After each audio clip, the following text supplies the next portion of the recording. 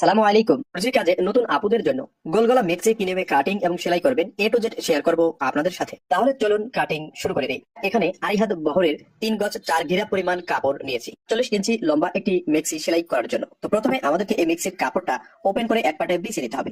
এরপর কাপড়টা লম্বার দিকে একটা ভাঁজ দিয়ে নিতে হবে। একদিকের লম্বার মাথার সঙ্গে অপর দিকের লম্বার মাথা একখানে করে কাপড়টা লম্বার দিকে একটা ভাঁজ দিয়ে নেব।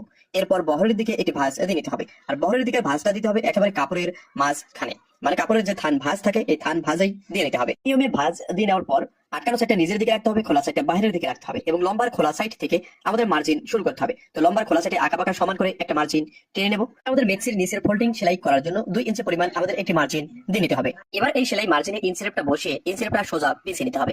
এই নিয়মে ইনসেপটা বিছিয়ে নেওয়ার পর আপনার মেক্সির লম্বা যত ইঞ্চি তত ইঞ্চিতে একটা দাগ দিতে হবে। আমাদের লম্বা 47 ইঞ্চি, আমরা 47 ইঞ্চিতে একটি দাগ দিয়ে নিলাম। এবার এই দাগ অনুযায়ী স্কেল বসিয়ে সোজা একটা মার্জিন টেনে নিতে হবে। কাঁধের সেলাইয়ের জন্য আধা ইঞ্চি পরিমাণ সেলাইয়ের কাপড় রেখে একটা মার্জিন দিয়ে নিতে হবে।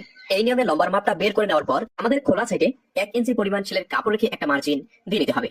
তো আমাদের এই পায়ের দিক থেকে 1 ইঞ্চি ভিতরের দিকে একটা দাগ দেবো, অপর সাইডে 1 ইঞ্চি ভিতরের দিকে একটা দাগ দেবো। এরপর স্কেল বসিয়ে সোজা একটা মার্জিন টেনে নেবো। এর সেলাই মার্জিনটা দিয়ে নেওয়ার পর বডির 4 ভাগের 1 ভাগ ভিতরের দিকে একটি দাগ দিয়ে নিতে হবে। আজকে আমাদের বডির মাপ 44 ইঞ্চি, আর 44 কে 4টে ভাগে ভাগ করলে হবে 11 ইঞ্চি। 11 ইঞ্চিতে একটি দাগ দেবো। তো সাইডের সেলাই মার্জিন থেকে বডির 4 ভাগের 1 ভাগে একটি দাগ দিয়ে নিতে হবে। বডির মাপ 44 ইঞ্চি, 44 এর 4 ভাগের 1 ভাগ 11 ইঞ্চি। আমরা 11 ইঞ্চি ভিতরের দিকে একটি দাগ দিয়ে নিলাম। এই একই নিয়মে আমাদেরকে কাঁধের দিকে 11 ইঞ্চিতেই একটি দাগ দিয়ে নিতে হবে। সেম নিয়মেই স্কেল বসিয়ে একটি দাগ দিয়ে নেবো এবং 2 দাগ অনুযায়ী স্কেল বসিয়ে সোজা একটা মার্জিন টেনে নিতে হবে।